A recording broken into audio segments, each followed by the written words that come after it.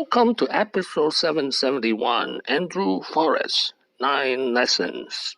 This is an outline of episode 771, lesson 1 to lesson 5. This is lesson 6 to lesson 9. Lesson 1, the Charity King.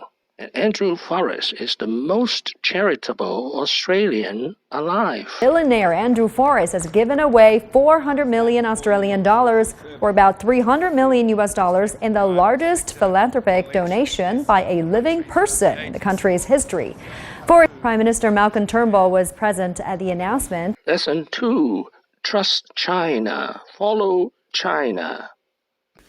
We believe in what China says. China's got this uncanny habit, which we stand on as part of the culture of Fortescue, of doing what it says it's going to do.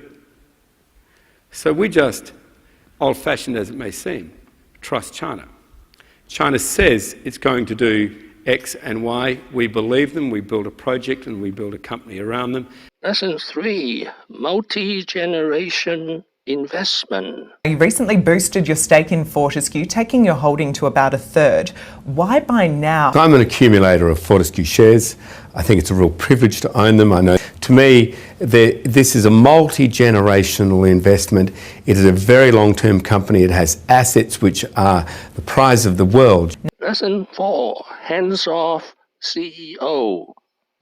Look, I started the company. I totally love the company, but it's much better off with me as a guiding chairman and having a really active executive team. They're super talented, they're even more committed, and they're steering the company exactly as it should be. And so for me, if they have a complaint at all, they probably don't see enough of me, but I can assure them if they need me, I'm absolutely there. Lesson 5, Three-way integration, iron ore, rail and port. Do it for that much money. $8.4 billion for 100 million tonnes? Impossible. Maybe they forgot something, like maybe the port, we were told. Did they leave the port out of the equation? I mean, that's like leaving the car out of the equation when you try and drive your kids to school. It's just a nonsense. That includes the port, includes the rail, includes the mine.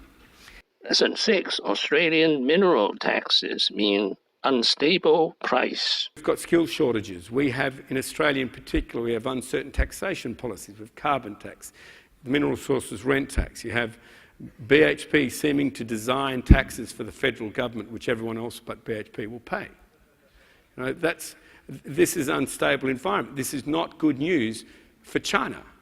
China needs a really stable environment, needs a federal government which doesn't have tax policy designed by multinationals for other people to pay. Lesson 7, building iron mines at record speed. We're commissioning that second mine, building it even faster than we built the first mine, and we built the first mine in record time.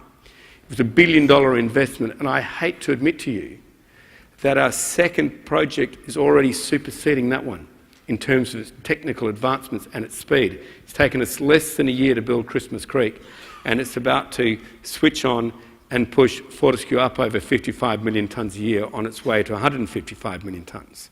Lesson 8, his company FMG has the most efficient transport.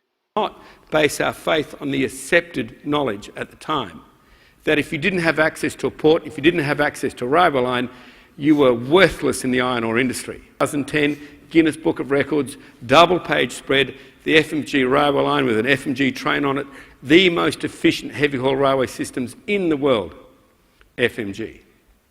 The fastest port, the fastest ship loading in the port. Lesson 9, the future is automation.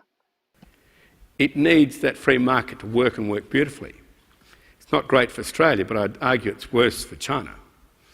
So the mitigation of that is automation, remote control, expanding extremely rapidly. Thank you for watching. Please subscribe and leave your questions and comments below. Wishing everyone peace and prosperity.